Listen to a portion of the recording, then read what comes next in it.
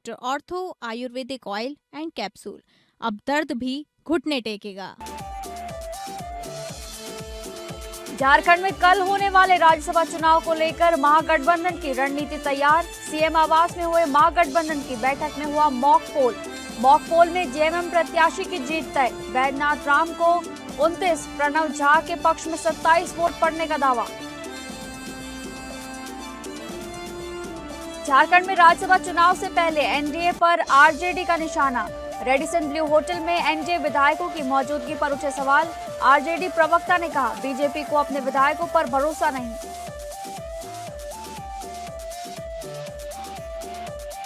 सीतामढ़ी में सहयोग शिविर में दिखी सम्राट चौधरी सरकार की सख्ती। मंत्री श्रेयस सिंह ने भ्रष्ट अधिकारियों और बिचौलियों के खिलाफ खोला मोर्चा। दिया 30 दिन का अल्टीमेटम। 1 महीने के भीतर फाइलों के निपटारे का निर्देश। बीडीओ और सीओ दफ्तरों के बाहर सीसीटीवी लगाने के निर्देश। महाराष्ट्र के मंत्री बावनकुले का शिवसेना यूबीटी पर बयान। उद्धव की पार्टी छोड़ने वालों से बीजेपी का कोई संबंध नहीं। सांसदों की खरीद फरोख्त के आरोपों को बताया निराधार। मंत्री बावनकुले ने कहा, उद्धव ठाकरे बताएं नेता पार्टी क्यों छोड़ रहे।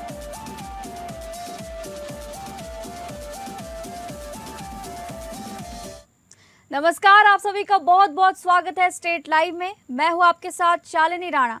शुरुआत करेंगे स्टेट लाइव की झारखंड की खबरों से, जहां रांची के मोराबाद स्थित सीएम आवासीय कार्यालय में कल देर रात तक चली महागठबंधन की बैठक में आगामी राज्यसभा चुनाव को लेकर रणनीति पर विस्तार से चर्चा हुई है। इस दौरान जेएमएम उम्मीदवार बैजनाथ राम और कांग्रेस उम्मीदवार प्रणव झा के लिए जीत के लक्ष्य प्राप्ति पर विस्तार से वोटों की संख्या पर रणनीति बनी। तो वहीं इस महत्वपूर्ण बैठक में गठबंधन के सभी प्रमुख दलों के विधायक और वरिष्ठ नेता मौजूद रहे। जानकारी के मुताबिक बैठक का मुख्य उद्देश्य राज्यसभा चुनाव के लिए उम्मीदवारों के समर्थन और मतदान रणनीति पर विचार विमर्श करना ही था। इस दौरान महागठबंधन के भीतर उम्मीदवारों के पक्ष में विधायकों की राय जानने के लिए मतदान भी कराया गया, जिसे लेकर मतदान में बैजनाथ राम को 29 वोट प्राप्त हुए, जबकि प्रणव झा के पक्ष में 27 वोट पड़ने की बात सामने आई है।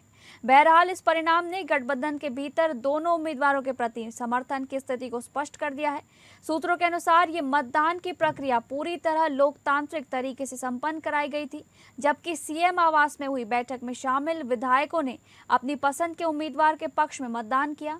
वहीं जब मतदान के बाद परिणामों की घोषणा की गई तो झारखंड मुक्ति मोर्चा के प्रत्याशी बैजनाथ राम को कांग्रेस प्रत्याशी प्रणव झा से 2 वोट अधिक मिलने की बात सामने आई। आपको बता दें कि इस बैठक की अध्यक्षता राज्य के वरिष्ठ नेताओं ने की थी।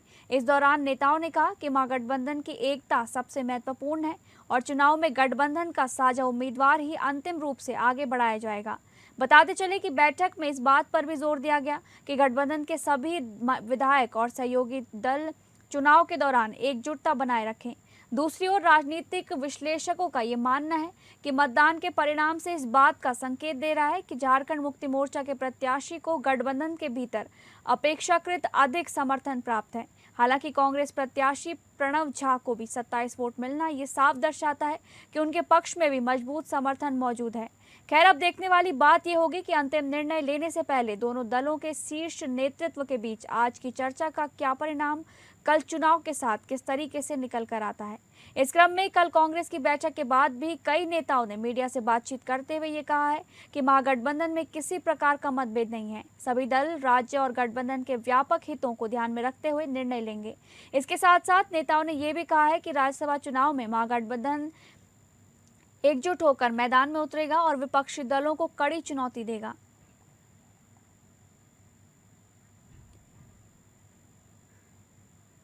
इसी कड़ी में अब एक दिन से भी कम समय रह गया है राज्यसभा चुनाव को लेकर। ऐसे में महागठबंधन और एनडीए के समर्थित उम्मीदवारों को जीतने की रणनीति बनाने का सिलसिला दोनों पक्ष को और तेज से हो गया है। इसी बीच एनडीए के लगभग सभी विधायकों को कल से ही रांची के आलीशान होटल रेडिसन ब्लू में एकत्रित होने पर अब महागठबंधन के घटक दल राजद ने मुखर होकर तीखा हमला बोला है। दरअसल रांची में आज एक वीडियो जारी कर राजद युवा के प्रदेश प्रवक्ता क्षितिज मिश्रा ने बीजेपी पर निशाना साधते हुए ये कहा है कि निर्दलीय उम्मीदवार परिमल नाथवानी का समर्थन कर रही बीजेपी को अपने दल के विधायकों पर विश्वास नहीं है। इसमें रांची के विधायक सीपी सिंह को कम से कम उनकी उम्र का लिहाज प्रयास रखते हुए अपने घर में रहने की इजाज़त मिलनी चाहिए। ये पहली बार देखने को मिल रहा है कि कोई पार्टी किसी निर्दलीय प्रत्याशी को समर्थन देने के लिए भी अपने विधायकों को रिजॉर्ट में बंद करके रख रही है, कैद करके रख रही है। Bharatiya Janata party Radisson Blu में अपने विधायकों को जब उन्होंने देखा कि उनके विधायक जब बैठक में 7 विधायक गायब हो गए तो डर के कारण उन्होंने रेडिसन ब्लू में बंद कर दिया है। मेरा एक निवेदन है कि सीपी सिंह जी जो कि रांची के विधायक हैं, वो बुजुर्ग हैं और हमारे बगल के विधानसभा के विधायक हैं, तो इसीलिए उनको लेकर के हमारे एक अलग सहानुभूति है। तो वो बुजुर्ग हैं तो उनको कम से कम घर पे रहने की भारतीय जनता पार्टी इजाजत दे और अपने ही विधायकों पर इतना शक करना और संदेह करना ये सही नहीं है। अगली खबर का रुख करेंगे, जहां पर रांची में विशेष गहन पुनरीक्षण अभियान को गति देने के लिए जिला निर्वाचन पदाधिकारी सह उपायुक्त मंजुनाथ भजंत्री ने समाहरणालय में समीक्षा बैठक की। बैठक में जिले के निर्वाचन, प्रशासनिक और विकास विभागों के वरिष्ठ अधिकारियों ने हिस्सा लिया।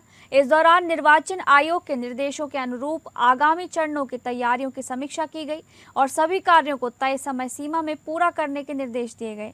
बैठक में मंजुनाथ भजंत्री ने जिले में एन्यूमरेशन फॉर्म के 100% वितरण, संग्रहण और डिजिटाइजेशन को गुणवत्तापूर्ण एवं समयबद्ध तरीके से पूरा करने पर जोर दिया। उन्होंने कहा कि मतदाता सूची की शुद्धता सुनिश्चित करने के लिए सभी योग्य मतदाताओं का 100% पंजीकरण आवश्यक है। साथ ही दावा एवं आपत्ति से संबंधित अधिक से अधिक आवेदन प्राप्त करने के निर्देश दिए गए ताकि कोई भी पात्र मतदाता सूची में शामिल होने से वंचित न रहे।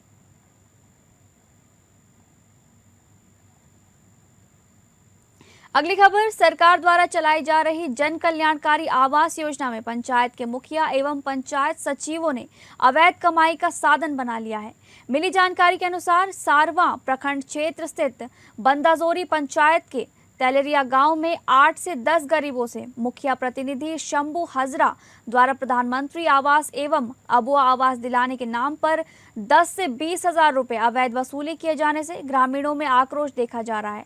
ग्रामीणों ने बताया कि जो सामर्थ लोग मोटी रकम मुखिया को देते हैं उसी को आवास आवंटित किया जाता है। इस ज्वलंत समस्या को लेकर आक्रोशित ग्रामीणों ने उपायुक्त देवघर एवं प्रखंड विकास पदाधिकारी से मांग की है कि मुखिया प्रतिनिधि शंभू हजरा के विरोध कानूनी कार्रवाई करते हुए न्याय की गुहार उन्होंने लगाई है। मेरा नाम मुकेश राय है, मैं बंदाजोरी पंचायत सरवा प्रखंड के हूँ। मेरा मुखिया जो शंभू हजरा कलावती देवी जो है 20,000 रुपया करके हम लोग को मांगा था, मैंने 10,000 करके दिया हूँ। उसके बाद वीडियो आया, चेक किया, ग्राम सेवक लोग आया, वो भी चेक किया, जियो टैग हुआ, उसको भी 1200 रुपया करके दिया, किसी को 400 रुपया करके दिया, किसी को 200 रुपया करके दिया। लेकिन आज 5 साल से मतलब घर आ रहा है, 5 साल के दरमियान में अभी तक हम लोग का कोई घर नहीं आया। मेरा गाँव का है जिसका 3 को 4 को मंजिला मकान है, उसका एक घर में 2 को 3 को करके आया, लेकिन हम लोग का एक भी मकान नहीं है। अब बात करेंगे बिहार से जुड़ी खबरों की, जहां एनडीए सरकार की मंत्री श्रेयसी सिंह और जेडीयू विधायक पंकज मिश्रा ने भ्रष्ट अधिकारियों और बिचौलियों के खिलाफ सीधा मोर्चा खोल दिया है। सीतामढ़ी में आयोजित सहयोग शिविर में मंत्री श्रेयसी सिंह ने अधिकारियों के सामने ही भ्रष्टाचार पर कड़ा प्रहार किया। उन्होंने मंच से सीधे एसडीएम को अल्टीमेटम देते हुए कहा कि प्रखंड और अंचल कार्यालयों में दलालों का राज खत्म होना चाहिए। इस पूरे घटनाक्रम के बाद अब सीतामढ़ी के प्रशासनिक महकमे में हड़कंप मच गया है। देखना दिलचस्प होगा कि मंत्री और विधायक की सख्त चेतावनी के बाद बीडीओ और सीओ कार्यालयों की सूरत कितनी बदलती है और आम जनता को बिचौलियों से कितनी राहत मिलती है। इस सूत्री के बैठक में ही सारे पदाधिकारियों को सतर्क कर दिया था कि भाई अच्छा काम करोगे तो इनाम पाओगे, गलत करोगे तो जेल जाओगे। दूसरा बात है कि आज भी इन्होंने जहाँ जहाँ मीटिंग 2 जगह हुआ, एक गंगवारा बुजुर्ग में हुआ, एक धनुषी में हुआ, दोनों जगह इन्होंने कहा कि जो पदाधिकारी अच्छा काम करेगा उसको इनाम देंगे, जो गलत करेगा वो जेल जाएगा। यदि ब्लॉक का कोई भी पदाधिकारी ऐसा है जो कि सहयोग शिविर में अपना योगदान नहीं देता या आपके किसी भी आवेदन के साथ हेरा फेरी करता है, तो आपके जिला में संवाद कार्यक्रम भी होता है। उस संवाद कार्यक्रम के माध्यम से भी आप आवाज उठा सकते हैं। यदि संवाद कार्यक्रम से आपका सॉल्यूशन या प्रॉब्लम सॉल्विंग नहीं होता, तो आप अपने माननीय विधायक जी के घर और उनके कार्यालय तक जा सकते हैं। यदि आपके विधायक जी से भी संभव नहीं होता, तो मैं जमुई की बेटी वादा करती हूँ कि आप खाली अपना परिचय सीतामढ़ी का होने का दीजिए, रात दिन एक करके मेरा कार्यालय चाहे पटना में हो या जमुई में हो, आपकी हर उस सुविधा का निष्पादन करने का काम हम डायरेक्टली करने का काम करेंगे साथियों। ये प्रधानमंत्री नरेंद्र मोदी जी की केंद्र की सरकार और सम्राट चौधरी जी की बिहार सरकार है। यहाँ भ्रष्टाचार के खिलाफ जीरो टॉलरेंस की नीति अपनाई जाएगी साथियों। अगली खबर का रुख करेंगे, जहां बिहार सरकार के पथ निर्माण मंत्री इंजीनियर शैलेंद्र ने बौंसी पुल का निरीक्षण करने के बाद पत्रकारों से बातचीत करते हुए कहा कि पुल की मरम्मत कार्य तेजी से चल रहा है और इसे बहुत जल्द पूरी तरह दुरुस्त कर लिया जाएगा। उन्होंने भरोसा दिलाया कि आगामी श्रावणी मेला शुरू होने से पहले बौंसी पुल को आवागमन के लिए तैयार कर दिया जाएगा, ताकि श्रद्धालुओं और आम लोगों को किसी प्रकार की परेशानी का सामना न करना पड़े। मंत्री शैलेंद्र ने कहा कि बौंसी पुल क्षेत्र के लोगों के लिए काफी महत्वपूर्ण है। श्रावणी मेला के दौरान इस मार्ग से बड़ी संख्या में श्रद्धालुओं का आवागमन होता है, इसलिए सरकार इस कार्य को प्राथमिकता के आधार पर पूरा कराने में जुटी हुई है। उन्होंने अधिकारियों को निर्माण कार्य की गुणवत्ता बनाए रखते हुए तय समय सीमा के भीतर काम पूरा करने का निर्देश भी दिया। पत्रकारों के सवालों का जवाब देते हुए उन्होंने कहा कि वो स्वयं इसी क्षेत्र के निवासी हैं और भागलपुर के विकास को लेकर उनके मन में विशेष लगाव है। उन्होंने आगे कहा कि मैं स्थानीय हूं, इसलिए मेरा सपना है कि भागलपुर को हर क्षेत्र में काफ़ी बेहतर बनाऊं। सड़क, पुल और आधारभूत संरचनाओं के विकास के माध्यम से लोगों को बेहतर सुविधाएं उपलब्ध कराना हमारी प्राथमिकता है। विषय क्या है? सड़क पर है ना, आज सड़क पर बोलेंगे बस और क्यों बोलिए। देखिए, आज इसके पहले भी 7 तारीख को जब हम आए थे तो आपने देखा ही होगा कि पुल का निरीक्षण किया था और आज बौंसी पुल का भी निरीक्षण किया।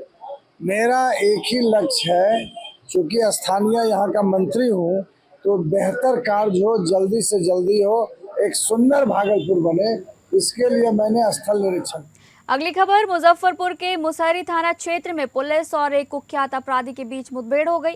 वाहन जांच के दौरान पुलिस को देख भाग रहे अपराधी ने खुद को गिरता देख पुलिस टीम पर ताबड़तोड़ फायरिंग शुरू कर दी। जवाबी कार्रवाई में पुलिस की गोली उसके पैर में लगी, जिसके बाद उसे गिरफ्तार कर लिया गया। गिरफ्तार अपराधी की पहचान वैशाली जिले के महुआ निवासी अमित कुमार के रूप में हुई है, जो हाल ही में हुए चर्चित प्रॉपर्टी डीलर अंकित रंजन उर्फ प्रभात मिश्रा हत्याकांड का नामजद आरोपी बताया जा रहा है। घायल अपराधी को इलाज के लिए हॉस्पिटल में भर्ती कराया गया है। दूसरा फरार आरोपी, उसकी तलाश जारी है। पूछताछ में घायल बदमाश की पहचान अमित सिंह के रूप में हुई है, जो महुआ थाना वैशाली का रहने वाला बताया जा रहा है। ये व्यक्ति मुसहरी थाना क्षेत्र में हुए प्रॉपर्टी डीलर अंकित रंजन उर्फ प्रभात मिश्रा हत्याकांड का नामजद आरोपी है। घटनास्थल से एक देसी पिस्टल और कुछ राउंड खोखे भी बरामद किए गए हैं। थाना अंतर्गत भटौलिया मोड़, वहाँ पुल है, पुल के समीप विशेष वाहन जांच चल रही थी। उसमें थाना प्रभारी मुशहरी और बेला मौजूद थे। तो एक मोटरसाइकिल से 2 व्यक्ति काफ़ी तेज़ी से भाग रहा था। उसको इंटरप्ट करने पे वो नहीं रुका, तो उसको पीछा किया गया और खदेड़ने पर वह वाहन असंतुलित होकर गिर गया और संदिग्ध लोगों द्वारा पुलिस पे फायरिंग की गई। 3 राउंड फायरिंग हुई। तो चेतावनी के बाद फिर आत्मरक्षार्थ पुलिस द्वारा भी जवाबी फायरिंग की गई, जिसमें एक व्यक्ति घायल हो गया और एक व्यक्ति फरार हो गया। वहाँ पर पूछताछ करने पर वह व्यक्ति अमित सिंह नामक बताया गया है, महुआ थाना वैशाली का। खबरों के सिलसिले में आगे बढ़ेंगे और बात करेंगे अब छत्तीसगढ़ की खबरों की। राजधानी रायपुर के एक निजी होटल में आयोजित 2 दिवसीय समर्थ भारत कॉन्क्लेव की शुरुआत उत्साह और नवाचार के संदेश के साथ हुई। डॉक्टर सीवी रमन विश्वविद्यालय और आईसेक्ट इंडिया ग्रुप के संयुक्त आयोजन में देश के शिक्षाविद, उद्योग जगत के प्रतिनिधि, सरकारी अधिकारी, उद्यमी और बड़ी संख्या में युवा शामिल हुए। 16 और 17 जून तक चलने वाले इस कॉन्क्लेव में आर्टिफिशियल इंटेलिजेंस यानी AI, कौशल विकास, वित्तीय समावेशन, सामाजिक उद्यमिता और विकसित भारत के विजन पर विशेष चर्चा की गई। कार्यक्रम का उद्देश्य युवाओं को आधुनिक तकनीकों से जोड़ना और उन्हें भविष्य की चुनौतियों एवं अवसरों के लिए तैयार करना रहा। जी, आज यहाँ रायपुर छत्तीसगढ़ में समर्थ भारत कॉन्क्लेव का आयोजन किया गया। समर्थ भारत कॉन्क्लेव, आईसेक्ट इंडिया और डॉक्टर सीवी रमन विश्वविद्यालय के संयुक्त तत्वाधान में आयोजित एक कॉन्क्लेव है जो कि पूरे भारत में इसका आयोजन होता है। भोपाल से इसकी शुरुआत हुई और आज लगभग 15 राज्यों से होता हुआ ये छत्तीसगढ़ में पहुंचा है, जहां पे इसका समापन होगा। 5th समर्थ भारत कॉन्क्लेव, आईसेक्ट और हमारे डॉक्टर सीवी रमन यूनिवर्सिटी के द्वारा ये आयोजन था, जिसमें हमारे मुख्य अतिथि के रूप में ऑनरेबल गवर्नर हमारे महामहिम श्री डॉक्टर रमन डेका जी थे, हमारे सिद्धार्थ चतुर्वेदी जी हैं और हमारे तिवारी जी, ऐसे सभी लोग यहाँ पर उपस्थित हुए। और जो हमारे यशस्वी प्रधानमंत्री नरेंद्र मोदी जी की जो विजन है विकसित भारत, और जिस प्रकार ये देश और दुनिया तकनीक के क्षेत्र में आगे बढ़ रही है, तो एआई, आर्टिफिशियल इंटेलिजेंस आज के समय की बहुत बड़ी आवश्यकता है। उसको ध्यान में रखते हुए हमारे आईसेक्ट और सीवी रमन यूनिवर्सिटी के द्वारा बहुत ही अच्छा एआई रथ। देखिए, विकसित भारत 2047 को गढ़ने में सबसे महत्वपूर्ण भूमिका जो है वो हमारे युवा बच्चों की है, छात्रों की है, और उसको ध्यान में रखते हुए विश्वविद्यालय ने आईसेक्ट के माध्यम से यह प्रयास किया है कि जो एआई है इसका ज्ञान हमारे हर बच्चे को जाना चाहिए। तो इसके लिए हम लोग विश्वविद्यालय में, कॉलेज में तो कर रहे हैं, लेकिन इस एआई रथ के माध्यम से हम हर गांव में, छत्तीसगढ़ के हर जिले में, हर जगह, हर उपाय करेंगे जिससे कि बच्चों को इसके बारे में जानकारी हो। अगली खबर, भाजपा प्रदेश प्रवक्ता अमित चिमनानी ने जिला भाजपा कार्यालय में आयोजित प्रेस वार्ता में कहा कि प्रधानमंत्री नरेंद्र मोदी के नेतृत्व में केंद्र सरकार के 12 वर्ष देश के लिए स्वर्णिम और ऐतिहासिक रहे हैं। उन्होंने आगे कहा कि मोदी सरकार ने गरीबों, किसानों, युवाओं और महिलाओं के उत्थान को सर्वोच्च प्राथमिकता देते हुए विकास को अंतिम व्यक्ति तक पहुंचाने का काम किया है।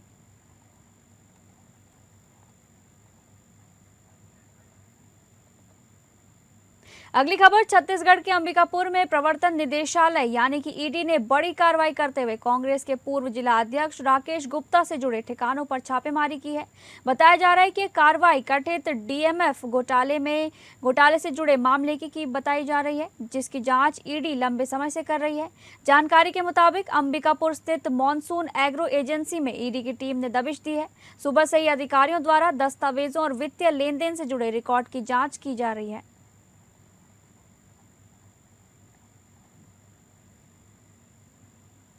अगली खबर, छत्तीसगढ़ में बिजली दरों में बढ़ोतरी और स्मार्ट मीटर को लेकर सियासत तेज हो गई है। प्रदेश कांग्रेस अध्यक्ष दीपक बैज ने बिजली बिल वृद्धि को जनता पर अत्याचार बताते हुए भाजपा सरकार के खिलाफ चरणबद्ध आंदोलन का ऐलान किया है। कांग्रेस का आरोप है कि भाजपा सरकार बनने के बाद 5 बार बिजली की दरें बढ़ाई गई हैं और स्मार्ट मीटर के कारण उपभोक्ताओं को 3 गुना तक ज्यादा बिल मिल रहे हैं।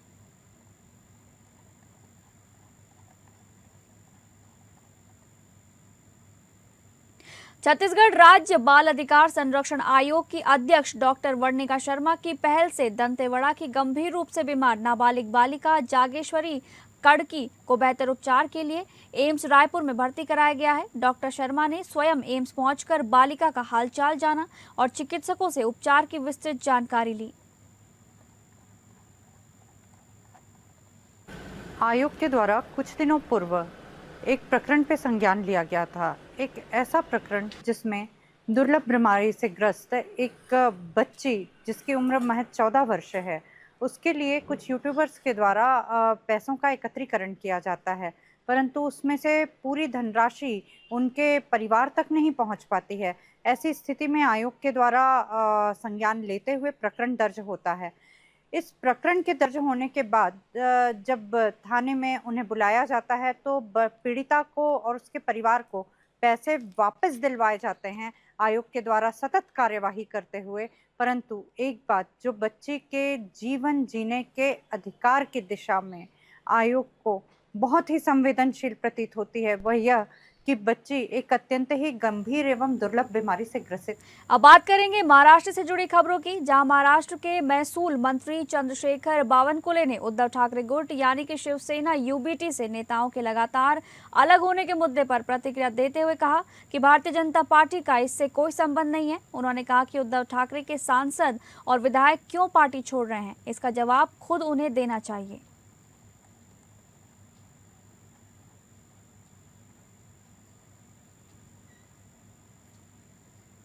अगली खबर का रुख करेंगे, जहां पर रेल दुर्घटनाओं में होने वाली मौतों और घायल होने की घटनाओं को कम करने के उद्देश्य से पनवेल रेलवे पुलिस थाने ने जीरो मिशन डे अभियान के तहत विशेष जन जागरूकता कार्यक्रम आयोजित किया। पनवेल रेलवे स्टेशन पर यात्रियों को रेलवे ट्रैक पार करने के खतरों और सुरक्षित यात्रा के नियमों के बारे में जानकारी दी गई। अधिकारियों ने लोगों से रेलवे सुरक्षा मानकों का पालन करने की अपील की। नमस्ते, मैं एसीपी कुलकर्णी मुंबई रेलवे से बात कर रही हूँ। हमारे यहाँ मुंबई में रोज कम से कम 75 से 80 लाख लोग जो है वो मुंबई के लोकल ट्रेन से सफ़र करते हैं, और इस लोकल ट्रेन के सफ़र के दौरान बहुत सारे लोग सुबह के भागदौड़ के दरमियान या ट्रेन पकड़ने के लिए ऑफिस को लेट हो रहा है इस बहाने से रेलवे ट्रैक क्रॉस करते हैं, ना कि वो फुटओवर ब्रिजेस, एस्केलेटर्स या सबवे का यूज़ करते हैं। और उस वजह से पिछले 5 महीनों में कम से कम 1000 लोगों की मौतें इन रेलवे एक्सीडेंट्स में हुई है, जिसमें ज़्यादातर कम से कम 500-550 लोगों की मौतें सिर्फ रेलवे क्रॉस करने से हुई है।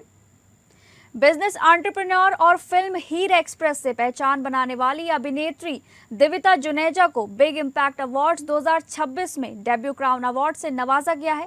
फिल्म में उनकी दमदार presentation, fresh talent, graceful personality और तेजी से बढ़ती लोकप्रियता के लिए उन्हें ये अवार्ड दिया गया है। चंडीगढ़ में आयोजित इस कार्यक्रम में बिजनेस, एंटरटेनमेंट और अन्य क्षेत्रों की कई प्रतिष्ठित हस्तियों को सम्मानित किया गया।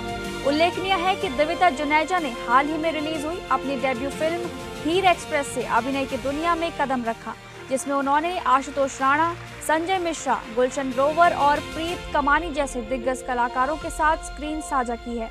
अभिनय के साथ साथ दिविता एक सफल बिजनेस एंटरप्रेन्योर भी हैं। उन्होंने अपने लग्जरी फ्रेग्रेंस ब्रांड डिजाने अतर के माध्यम से फ्रेग्रेंस इंडस्ट्री में भी अपनी अलग पहचान बनाई है। लगातार मिल रहे सम्मान ये बताते हैं कि काफी हैं कि दिविता जुनेजा सिनेमा और व्यवसाय दोनों क्षेत्रों में नई ऊंचाइयों की ओर तेजी से बढ़ रही हैं।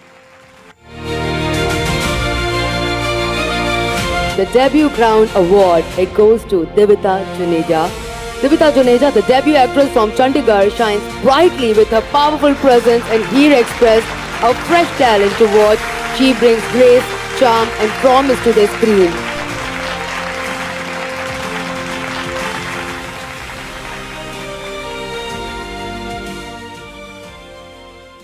तो फिलहाल स्टेट लाइव में बस इतना ही। नमस्कार।